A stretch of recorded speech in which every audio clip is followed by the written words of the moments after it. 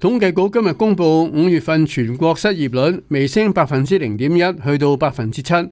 係自從2016年9月以嚟，除咗疫情裏面嘅2020同埋2021年之外，最高嘅失業率水平。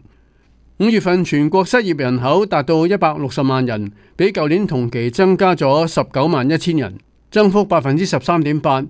數字顯示，今個4月仍然喺失業嘅狀態之下，能夠喺5月揾到新工嘅只有22.6%，而舊年同期呢個比率係24%。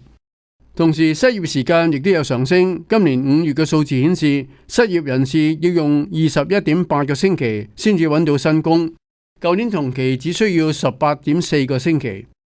省區方面，安省、亞省、愛德華王子島嘅失業率高過全國，分別係7.9%、7.4%同埋8.2%。紐芬蘭及拉布拉多省更加高達9.7%，亦都有多個省低過全國，包括魁省嘅5.8%、卑詩省嘅6.4%、沙省4.2%同埋緬省嘅5.9%。至於就業數字，全國就業率維持60.8%，就業人數只係增加大約9000人，職位有增長嘅行業包括批發及零售，增加咗43000份，升幅1.5%。而職位減少嘅行業包括公共行政，減少32000份職位，跌幅2.5%。